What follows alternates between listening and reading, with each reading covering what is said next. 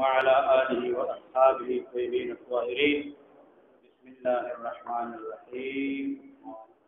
بسم الله الرحمن الرحيم. باب وجوب العبادة للسلطان وترك المذهب وتحذير من الذات على رسول الله صلى الله عليه وسلم. دا باب دی په بیان د وجوب د روایت چې روایت واجب دی د صحت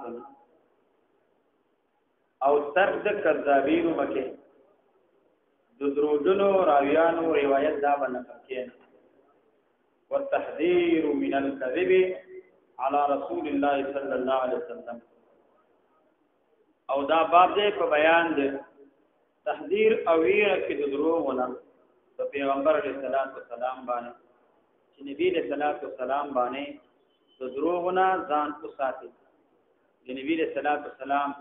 خپل امت ویری چې ما باندې دروغ مو وایي، کما باندې دروغ کوویلی نو ځان تم په جهنم کې ټیکانو دې تیار. بل روایت کې راځي چې دروغ ویل دا په ما باندې داسې نه دي لکه تاسو خپل مابین کې یو بل باندې دروغ وایي. نه، خپل مابین کې یو بل باندې دروغ وایي هغه خبره اسانه ده، خو چې ما باندې دروغ وایي نو ځان د پاره د په جهنم کې دې تیار. نو امام مسلم رحمه الله دلته تاکید ذکر کوي، فرق ذکر کوي په مابین د صحیح روایت، په مابین د سقیم روایت او په مابین د روایت د ثقه او د مبهم. چې د ثقه او د مبهم په مابین کې دا ضرور دی چې فرق دا موجود. صحیح روایت او د سقیم روایت په مابین کې فرق دا ضرور دی چې دا بخامخه دا موجود. نو امام مسلم رحمه الله غرض بیان د طرز او طریقه د عمل د حدیث بیانولو ده د محدث ته، چې محدث په کوم طرز او طریقه باندې محدث هغه حدیث بیان، محدث ته کوم طرز پکار، محدث لپاره کومه طریقه پکار دا، نو هغه طریقه ذکر کی. وعلم وفقك الله وشا وفقك الله الله تبارک وتعالى لتا توفیق ده. دا وفقك الله دا جمله اعتراضیه دعائیه من اعتراضه ان الواجب دا د معلم لپاره مفعول دا مين کی جمله اعتراضیه دعائیه ده. ان الواجب على كل احد. امام مسلم رحم الله دا ذکر کوي دا وایي چې صحیح روایت او سقیم روایت په مابین کې تمیز او فرق دا په هر سړي باندې واجب او ضروري. حدیث نقل کول د ثقاتنا او د متهمنا د دې په مابین کې فرق ضروري. صحیح او د سقیم په مابین کې فرق دا ضروري، دا لازمي او دا واجب دی په هر چا باندې واجب. ان الواجب على كل احد، واجب په هر یو تن باندې دارین عرف التمیز فو پیجی فرق بین صحیح روایت و سقیمها، تو ما بین صحیح روایاتو کی او ما بین سقیم روایاتو کی. او وثقات الناقلین او دا وثقات الناقلین دا عطف دی په تمیز باندې او پیجی تمیز فما بین ثقات الناقلین لها دی روایت لرا اگر کسان چې هغه ثقوي او نقل کوون کې د احادیث لره او دا تمیز کو پیژني من المتهمین د هغه راویانو چې هغه متهم. دا فرق واجب چې د ثقه او د متهم په مابین کې فرق دا ضروري دا تمیز باید وي. الله يروي دا خبر ده ان الواجب واجب په هر یو تن باندې ده الله يروي منها چې دا باندې نقل کوي د روایتونو الا ما عرف مگر هغه چې کو پیژني صحت مخارجه او صدق د مخارج د دې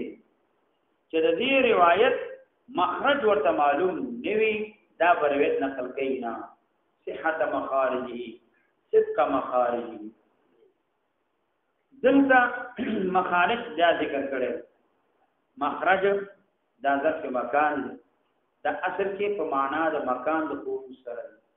نو دلته اطلاق په هغه ځای باندې چې کوم زین احادیث ظاهریږي او احادیث کې ناراوزي نو په هغه باندې اطلاق د مخارج کړي. احادیث چې چانه ظاهريږي احادیث چانه نقل کیږي هغه څوک دي هغه روایت هغه راویان دي چې چانه احادیث دا نقل کیږي احادیث اصل کیږي صدق مخارجه او پیجنی هغه صدق صحت مخارجه صدق مخارجه هغه صدق د هغه حدیث دراوتلو د دې چې هغه صادق وي چې هغه راوي چې دراویان صادق وي د صادق راوی نه برویت نه کړو والستاره فی ناقدی والستاره په معنا د صیانت سره والستاره په معنا د حفظ سره ستاره په معنا د ضبط سره والستاره او پټواله د عیبونو فی ناقلیه ونقل کون کې د دې چا کې د دې حدیث چې څوک روایت نقل کوي دا راویان باید دار دغه عیبونه پټوي عیبونه پکې ښکارا دانې عیبونه پکې ښکارا ویني نو هغه نه روایت نقل کوي نه هغه څوک روایت نقل کوي چې هغه دا پیژني چې دا راوی صادق دی او دا نه دی همدانه دا به پیژني پټ عیبونه د چا د نقل کوونکو د راویانو چې دې کې پټ عیب شته او نشته دي دا کسان روایت نقل کوي هر څوک روایت دا نقل کوي نه وان يتقيا دې نه بیان هغه چې روایت د حدیث د دینه باندې نقل کوي دا کسان روایت نقل کوي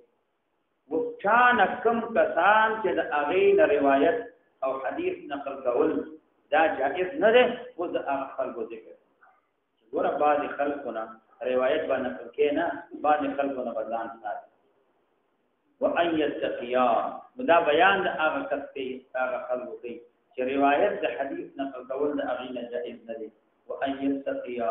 او ځان بساتي منها په روایت کې ما کان منها هغه چې وی منها د دې روایتونه من اهل التهم د اهل التهمت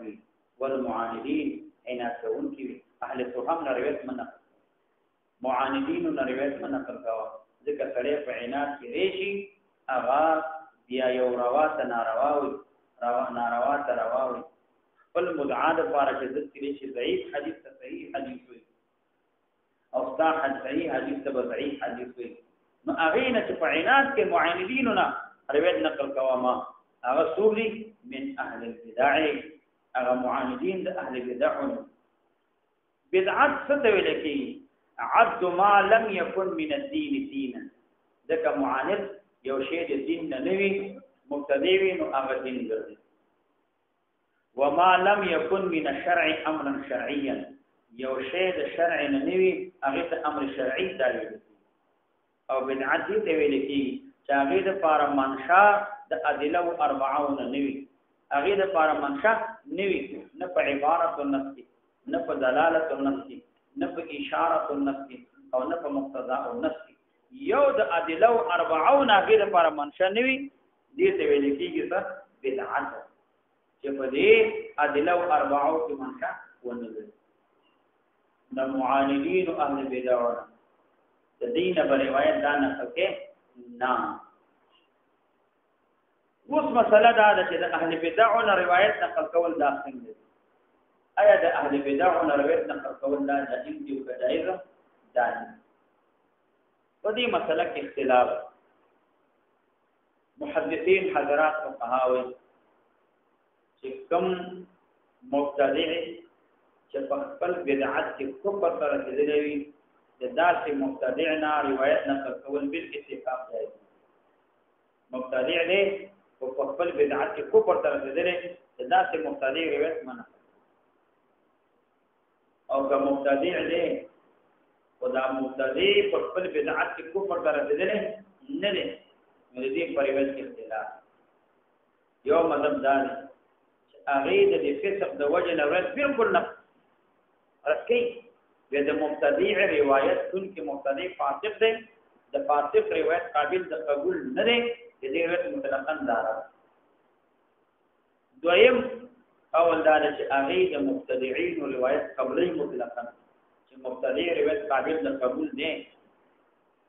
خو شرط پکې دا دی چې دا مبتدع د خپل د ملګری یا د خپل د دین او د خپل مذهب د پاره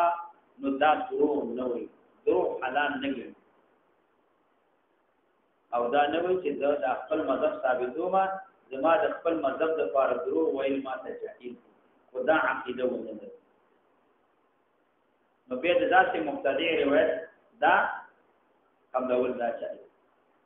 او کدا چې مبتدی چې هغه خپل مذهب ثابتول د فارا درو ویل جائز غني به د ذات مبتدی روایت دی چې دا قابل د قبول نه او یا درو جائز نه غني د خپل د مذهب ثابتول اهل مذهب د فارا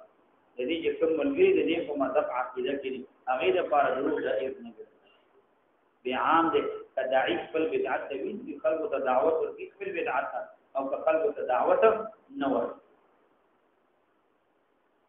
او کچیر ته دروغ جائز ګڼل د داسې مبتدع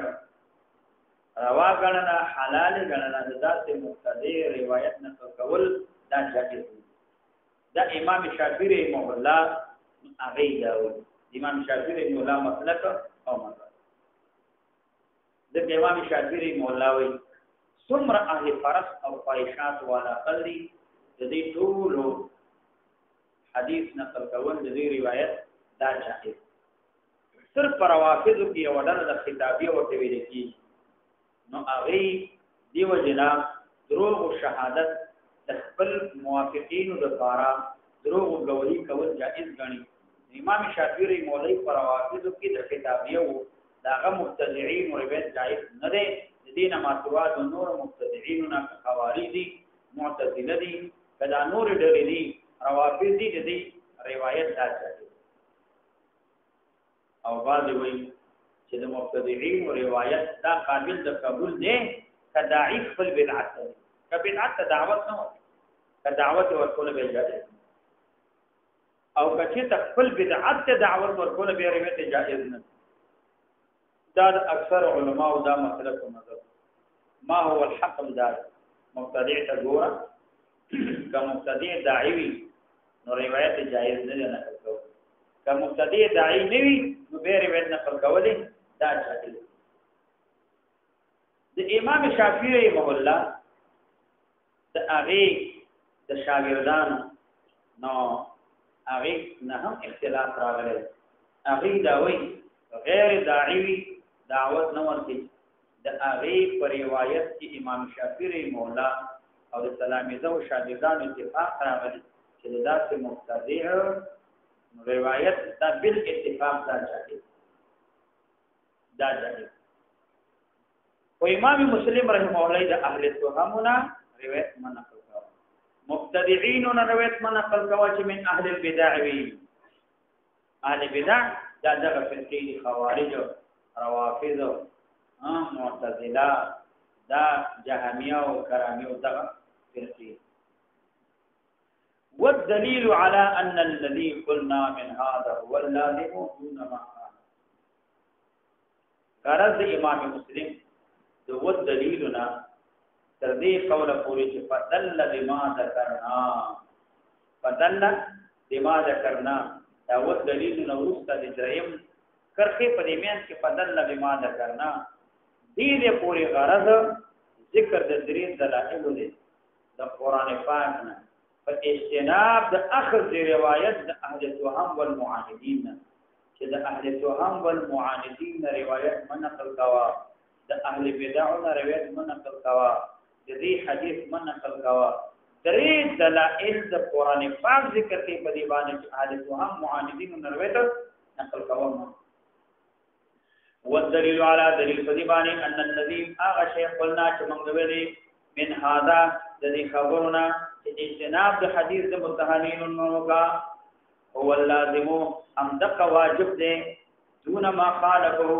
نه خلاف دی د دې خلاف جائز نه دی ام دا لازم دی پتا باندې او د دې خلاف جائز نه دی نو دلیل څه شی دی چې دا ما کوم خبره وکړه کوم دا لازم دی چې څو روایت نقل کې هغه چې صحیح مستقیم تمیز کولای شي د متهم او د ثقو تمیز کولای شي دا څه روایت نقل کوا د مبتدعين اهل توهم روایت نقل کوا دلیل په دې باندې هغه څه قول الله تبارک وتعالى اول دلیل دی اول دلیل الله قول الله تبارک وتعالى ذکره الله تبارک وتعالى چلوې ذکر الله یا ایه الذین آمنوا ان جاءكم فاسق بنبأ كاذب خبر وروړي فتبينوا تفتش تلاش کوي ان تصيبوا مخافه ان تصيبوا قوما بجهاله فتصبحوا على ما فعلتم نادمين معلومه شو د متهم فاسق روایت ثابت قبول نه دویم دلیل پېښ وقال جل ثناؤه ممن ترضون من الشهداء کدا گواهان تاسو کې راضي نه یاغه متهمي اهل توهمي معاهدين وی مبتدعين وی د داسې شهادت قبول نه لري دریم دلیل وقال الله تبارک وتعالى فرمایي واشهدوا ذوي عدل منكم گواهان دې دوا عادلان دستا سنا نفدل نو دلالت کو دا قول الله تبارک وتعالى بما ذکرنا فاغه باندې چې موږ ذکر کړو من هذه الآية دې آیاتونه ان خبر الفاسق خبر الفاسق صادق غیر مقبول دا قابل قبول نه دی او ان شهادت غیر العدل او شهادت غیر عادل مردوده دارت کړي شوی دی د غیر عادل شهادت دا مردود دی حدیث دې آیاتونه دا معلومه شو چې خبر د فاسق او شهادت غیر عادل دا مردود دی والخبر وان فارق معناه معنى الشهادت غرض دې نه تفدی او سوال دفدی ایراد هغه دار تاسو دا سوال چې ستاسو دلیل مطابق د دعوا سره نه ځکه خبره زمونږ روانه ده په نقل د چا کې د روایت فاخذ احاديث کې د متهمیننا او د اهل بدعنا اهل حوانا چې روایت د متهمیننا اهل بدع او د اهل حوانا دا څنګه او دا چې کوم دلیل پیش کړ دا دلیل خدا وارد دی په باب د شهادت دا په باب د اخباراتو کې نه دی دا په باب د شهادتو کې راغلی چې دا شهادتو کې راغلی نو دلیل یو شی دی نو دلیل د مطابق د دعوا سره دی و اين هذا من ذاك چیرته دلیل دا شهادت او چیرته اخبارات راوالو چیرته شهادت راواله د دې ډول مابین کې خو فرق دی مدعا زمونږ د عادت روایت اخبار احادیث نقل کول د متهمین ناجایز نه دي د اهل بدع ناجایز نه دي د اهل هوا ناجایز نه دي او تاسو راته دلته دلیل کې ذکر کړ دا په شهادت مبارک ته دلیل ذکر کړي اخبارات مبارک ونه امام مسلم ذکر هغه دا وایي خبر او شهادت اگر کفاعد وجوه کې دې په مابین کې فرق شته او په اعظم معانیو کې خبر او شهادت یو شي دا دواړه سره جمع کیږي اگر کدلته آیاتونه چې راغلي د شهادت باره کې دي او شهادت او خبر دا دواړه یو شي اگر کفاعد معانیو کې فرق شته او په اعظم معانیو کې فرق دا ذکر راوړي والخبر خبر وین فانا کمانا واگر کبدا د معنا د خبر معنا د شهادت نه په بعض وجوه وبعض وجوه کې فقط يجتمعان فتاقي سره دا دواړه جمع کول شي په جمع کې دي شي په اعظم معنیهما فاعظم د معنی د خبر او د شهادت کې اعظم معنی کې دا دواړه جمع کې دي شي دا علت د اجتماع ولي خبر او شهادت جمع کې دي شي وإذ كان خبر شهادتي کله خبر د شهادت غیر مقبول ان اذا اهل علم باندې كما ان شهادته مردوده لك شهادت د چا د فاسق دا مردود دي عند جميعهم بني ټول اهل علم باندې وګوره خبر د شهادت غیر مقبول دي بني اهل علم باندې لك شهادت د چا خبر د فاسق غیر مقبول دي بني اهل علم باندې لك څنګه شهادت د فاسق بني ټول باندې غیر مقبول معلومه خبر او شهادت دا دواړه جمع کیږي اعظم معانی هغه دا چې خبر او شهادت دا په شپږ سيزونو کې دا جمع کیږي خبر او شهادت په شپږ سيزونو کې جمع کیږي یو اسلام خبر کې شرط او شهادت دویم عقل دواړو کې شرط دریم بلوغ د دواړو کې شرط څلورم عدالت د دواړو کې شرط پنځم مروت د دواړو کې شرط او شپږم ضبط الخبر او د مشروطیت دي عند التحمل والاداء دا دواړو کې شرط چې دا د شهادت یاد قاضي مخکې اورګي شهادت د تیان نه څه کوي روایت نقل کې د تیان نه څه کوي ضبط الخبر همدانه مشهود به په وخت د تحمل او د ادا کې نو دا دواړه دا شپږ تیزونه کې دا دواړه چلو خبر او شهادت بعد معنی او کذی په مابین کې تفرقه یو په حریت کې ده په شهادت کې پر شرط دی خو په روایت کې شرط نه دویم ذکورت دی په شهادت کې په اکثر اوقات کې نر شرط دی خدای شهادت نه قبلي په روایت کې دا نشته دویم په شهادت کې عادت شرط دی په روایت کې شرط نه او څلورم دلته په شهادت کې آغاز تهمت د تهمت معنا دا ده چې شهادت په تهمت باندې دا رسېږي او روایت په تهمت باندې دا رسېږي نه شهادت په تهمت باندې رسېږي لکه څنګه گواہی کې په دشمن باندې قاضي وي ستاسو د گواہی موجود نه ده څنګه په دشمن باندې گواہی یا څنګه گواہی کې هغه گواہی چې هغه کې ستاسو ځان فائدې اوس ته گواہی کې د ځان نظر د پکې دا گواہی منظور نه یا گواہی کې دا څه چاته چې هغه فائدہ راکړي هغه یو بل ته فائدہ رسېږي دوی د پلان لپاره گواہی کې پلان دوی د پرده گواہی منظور نه ده که دوی پلان سره ویل نقل کوي او پلان دوی سره ویل نقل کوي نو دا روایت دا صحیح او همدارنګه قبول د فرعي سره د وجود د اصل په شهادت کې اصل موجود دی فرعي گواہی ضرورت هغه گواہی نه موجود او روایت کې که شیخ او شیخ موجود دی شیخ موجود دی شیخ او شیخ او شیخ هغه روایت نقل کوي نو دا ځای او دا روایت اوس خبر د غلام دم صحیح د خدي روایت نقل کول صحیح د یو کس روایت نقل کول دا صحیح روایت د فرع سره د وجود د اصل نه دا صحیح چې فرع روایت نقل دی او اصل موجود دی نو دا صحیح او امدارنګه اخذ د اجرت پر روایت د حدیث باندې جائز دی او اخذ د اجرت پر شهادت باندې دا جائز نه او امدارنګه شهادت د اهل بدع شهادت د چا د اهل بدع دا معتبر دی او په روایت کې تفصیل دي تاسو په روایت کې هغه تفصیل شهادت دورون سری گواہی امام شافعی رحمه الله وی دا جائز نه ده یو طائفه د علما وی جائز نه ده امام مالک رحمه الله وی چې دورون شهادت دا جائز ده او لیکن په دې باندې اتفاق ده چې خبر او روایت دورون دا جائز دا اتفاقا دا جائز اتفاقا دا جائز او همدارنګه د چې ته شهادت وشو نو د شاهد یو شهادت کې ثابت شو هغه دروځل نو نور گواہی صحیح ده او کراویان دي یو راوی په کې دروځل شو ټول څه ده یو راوی کې په کې ضعیف دروځل راغی ټول روایت قابل د قبول نه ده صنعت مستقیم شهادت کې دا نه ده درې کسان گواہی کوي په یو قتل باندې یو مسله باندې یو کې دروځل شو دو گواہی صحیح انځ پکا څه گواہی کوي په زنا باندې یو یا دو دانه دروځل شو دا څلور گواہی دا صحیح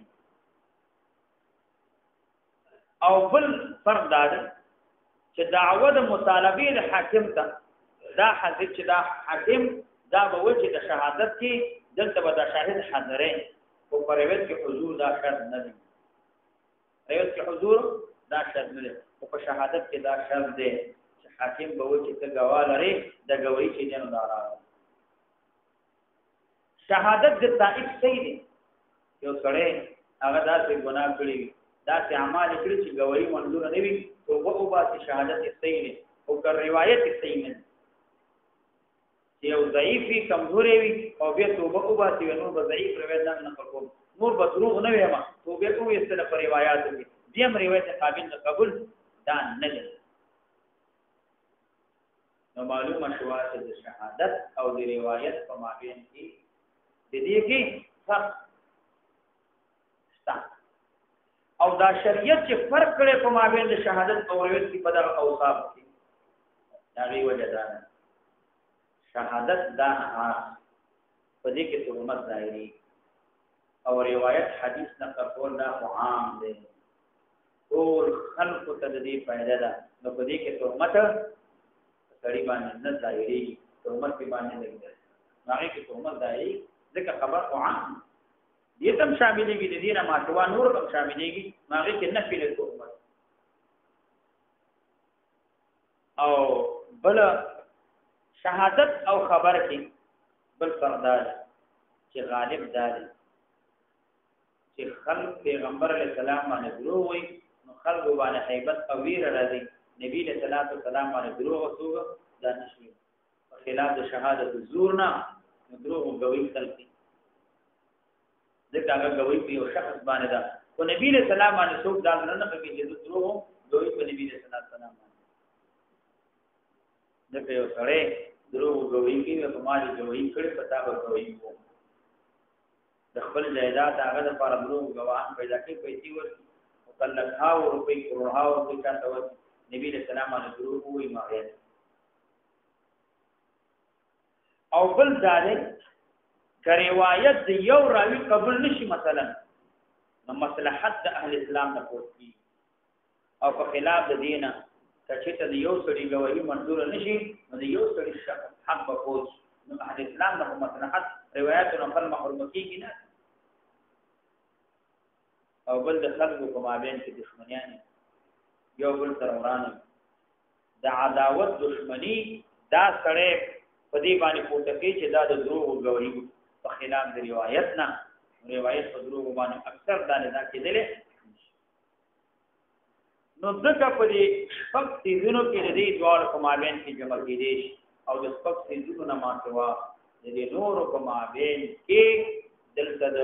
دوه په مابین کې شهادت او د چا د روایت او د خبر په مابین کې فرق موجود او دلت السنه امام مسلم وی دلیل میں د تدریب پیش د قران پاک خبر د فاسق صاحب دی او د دې شهادت مردود دی قابل د قبول نه دی ودلت السنه او دال الحديث على نفي روايه المنكر فنفي روايه المنكر من الاخبار كنفي دلاله القران لك بشان مثل دلاله القران الكريم فنفي خبر د فاسق هغه سنت شری وهو الاثر المشهور عن رسول الله صلى الله عليه وسلم دا هغه اثر مشهور دی چې هغه راغلی دی پیغمبر علیه الصلاۃ والسلام نه پیغمبر علیه الصلاۃ والسلام نه نو دلته اثر د دې اطلاق کیږي علی المروی مطلقاً مطلق روایت باندې دا اثر اطلاق کیږي برابر خبر ده چې دا د پیغمبر علیه الصلاۃ والسلام او بل صحابین او فقها خراسان ولا اغید او اثر تدوي ما يضاف الى الصحابي موقوف عليه اغا اثر دې ویل کی چې د دې نسبت صحابي ته وشي او موقوف الى الصحابي پورې هغه ته اثر ویل کی او چې نبی رسول الله والسلام د نسبت وشي هغه ته حدیث خبر سنت ویل کی او اثر د یوازې صحابي ته نسبت دا قول صحابي دی او لیکن د خراسان فقهاو نه ماتوا نور علماء وینا اثر څه وي هغه مروي مطلقاً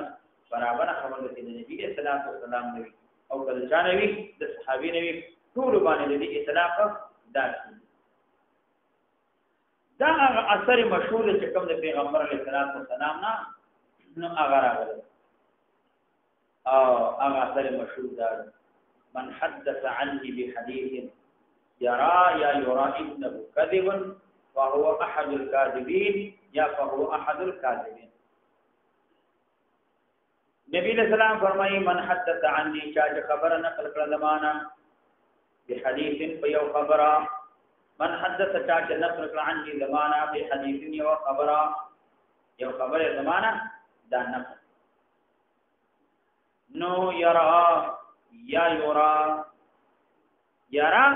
یا یورا دوار راغلی کچې ته دا یوراشي په معنا د ګمان سره دی یورا انه کذب دا سره ګمان کې چې دا دروغ دي او کيراشي معنا يعلم دا سړی پیږي چې انه کذب چې دا کومه خبره ده نقل کومه دا دروغ ده ځکه دا موضوعي ده یا دا روایت ضعیف دی او مخالف د ثقاتونو راغلی دی فهو کذب فهو احد الكاذبين یا فهو احد الكاذبين او دا قید ولګول انه کذب دینه معلومه شو سړی ګناګاری کینا مگر هغه صورت کې چې روایت نقل کی د دې علم وی یا د دې ګمان وی چې دا دروغ دی هغه نه بعد نقل کوي نو دا سړی ګناګار او که سړی روایت نقل کوي ګما علم ورته نشته هغه و چې دا او دا روایت نقل کوما دا علم ورته نشته چې دا دروغ یا په دې روایت باندې ګمان د دروغ دا نه کوي نو دا روایت نقل کوي په دې باندې بیا دا سړی دا ګناګار نه دی دا دروغجن نه دی اگر قبل سړی په ګمان کې دروغ اگر قبل سړی وي چې دا روایت دا زیات نقل کوي دا دروغ اگر قبل سړی ته علم وي د دروغ چې دا روایت دروغ دی او د دې خپل علم ګمان نشته نو دا دروغجن نه دی اگر قبل سړی په ګمان کوي فهو احد الكاذبين فهو احد الكاذبين دا کاذبین یا صيغه تثنیه ده یا کاذبین صيغه جمع او ما هو المشهور دا فهو احد الكاذبين صيغه تثنیه دا سره احد الكاذبين دا یو د دوه دروغونو کې یو دروغجن دام دی دوه دروغجن دي دوه دروغونو کې دا درې او مراد د دوه دروغونو نه مسلمه کذاب او اسود عنسی دا مسلمه کذاب او اسود عنسی دې ډول دعوه د نبوت کړي و زمانه د پیغمبر علیه السلام او وجه د تشبیه دا چې د دې کاذب تشبیه ورکړ دې ډول سره ولی ځکه هغه ډول دعوه کړي و چې موږ ته وحی راځي او موږ باندې وحی دا نازلېږي نزول د وحی دعوه کړي او ډول دروغ وي او دې سړیم دعوه وکړه وحی کې هغه شی داخل کړ چې هغه په وحی کې نو دی دروغ فهو احد الكاذبين د دا دوه دروغونو په شان دی یو دروغ دی په دوه دروغونو په شان دی یو دروغ نه آیا فهو احد الكاذبين دا په دروغونو کې یو دروغ نه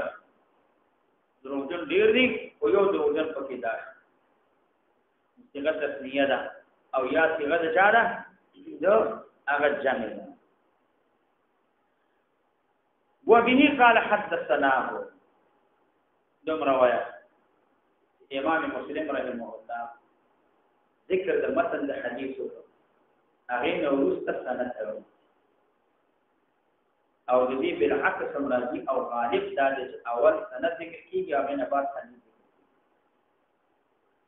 کله کله دا چې وشي چې اول سند ذکر کیږي اول متن ذکر کیږي هغه نو ورسته سند دا ذکر دا دوار طریقې جایي او د ضمیر په حدثنا هو کې دا راځي د متن د حدیث د څخه مقدم دي وبه قال حدثنا هو ذکر امام مسلم رحم الله فرق حدثنا چې امام مسلم اغا مثال قرأت شیخ ویلي او امام مسلم سره نور تلاميذو شاګردان خلک مو حدثنا اخبرنا چې قرأت على الشيخ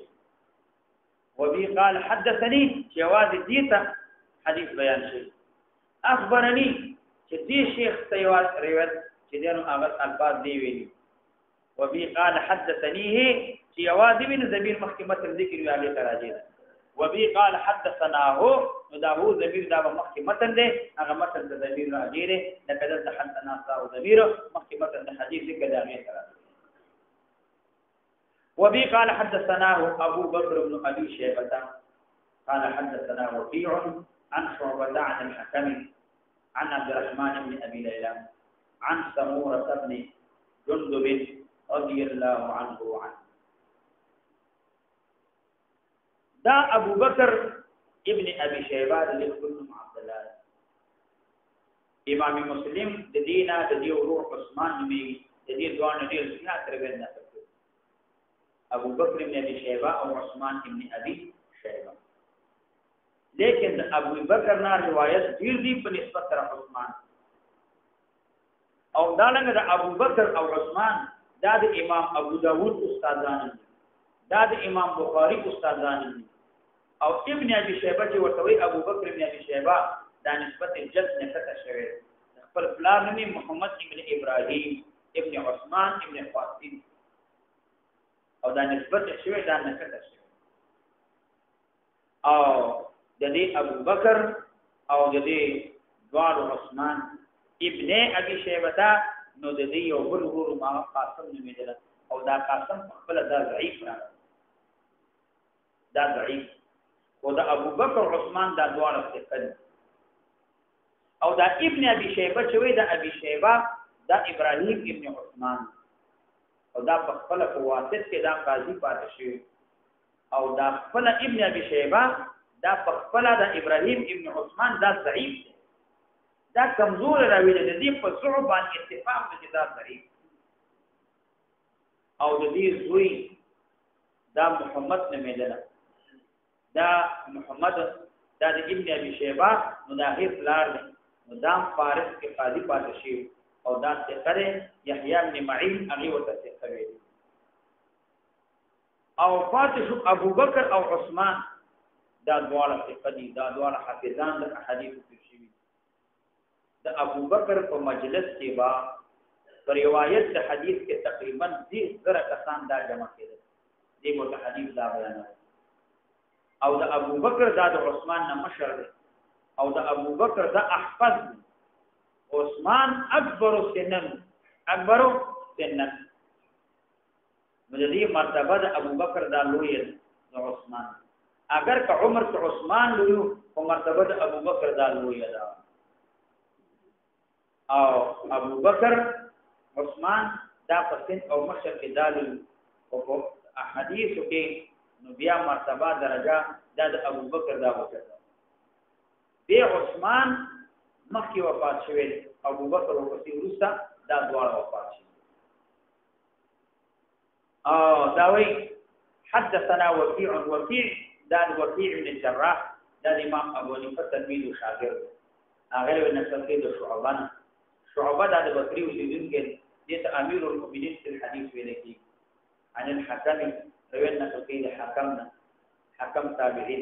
هغه له نسل کې د عبدالرحمن ابن ابي ليلى هغه تابعی دا ټول تابعی حکم ابن عتبہ دا من افقه التابعین دی عبادت والا شوی عبدالرحمن ابن ابي ليلى دا من اجل التابعین عبد الله ابن حارث وی بما معلومات نشته چې خربا د عبدالرحمن ابن ابي ليلى په شان ته بچي وروي قران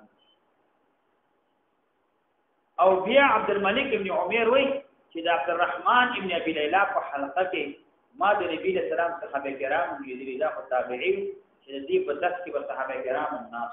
چپ بناس براء ابن عازب رضی الله عنه نور صحابه کرام بناس چې تابعین په داس صحابه کې ني دا د دې جلالت او مرتبه اشاره دا تابعین اگر یوتی عن سموره ابن جندب د سموره ابن جندب عن سموره ابن جندب رضی الله عنه نو دا سموره ابن جندب ابن هلال نو د دې کونیا ابو سعید ابو عبد الله یا ابو عبد الرحمن کونیا دا په کوفه کې په اخري خلافت معاویه رضی الله عنه کې دا وفات شو ها وحدثناه دلته د حادثه کې شوی د حادثه تحویل لپاره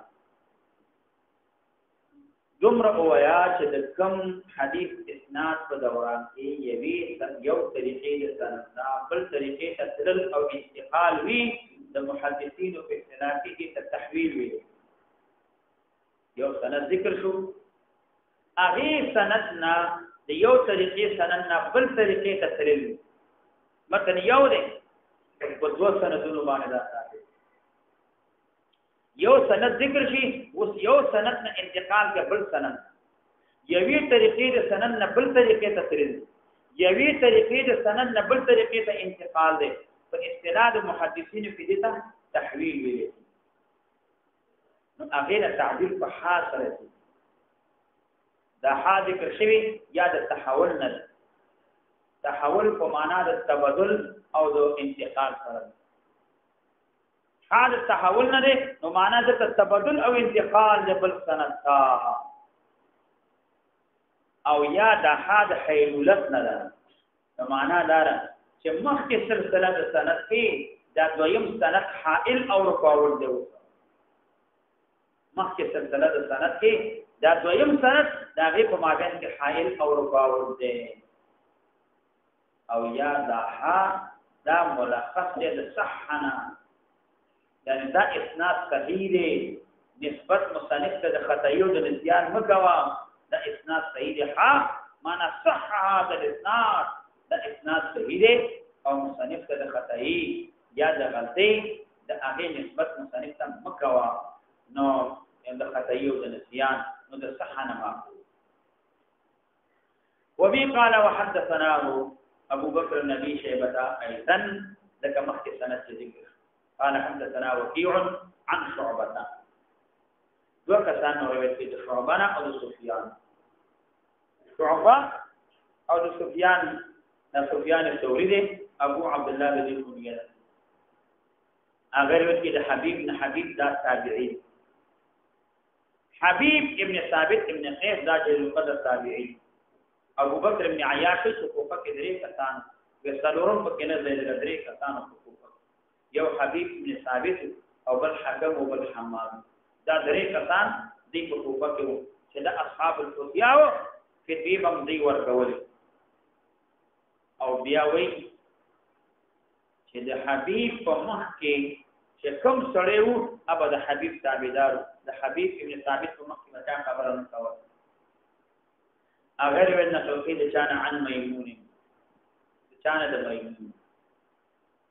حبيب اگر ورنه توحید چانه عن میمون چانه د میمون دا هم تابعی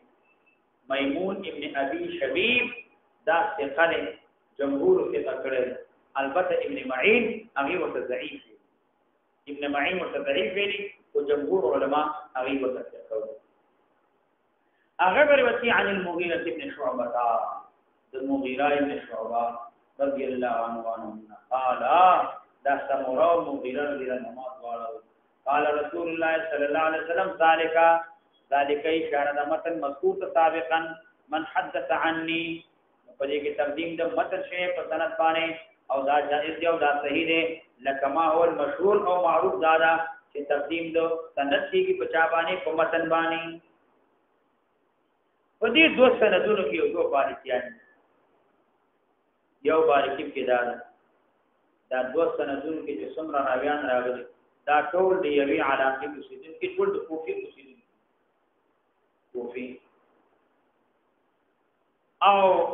دلته امام مسلم رحمه الله نه واخلا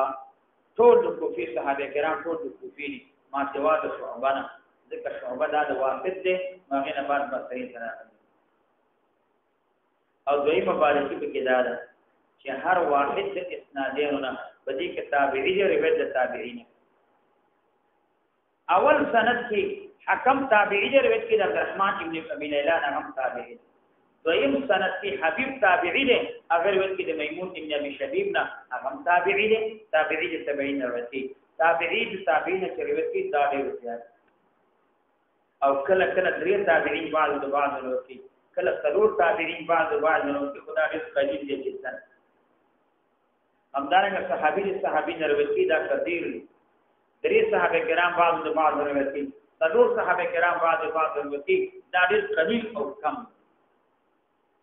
دلته دوه تابعین دي او بعض د بعض نه څه کوي هغه دې نه کوي قال رسول الله صلی الله علیه وسلم ذلك اشاره د متن ده چې کوم مذکور سابقا من حدث عني بحديث اشاره وکړه دا متن د حدیث دا په دوه سندونو باندې هغه ثابت دي او دواړه سندونه دي اللهم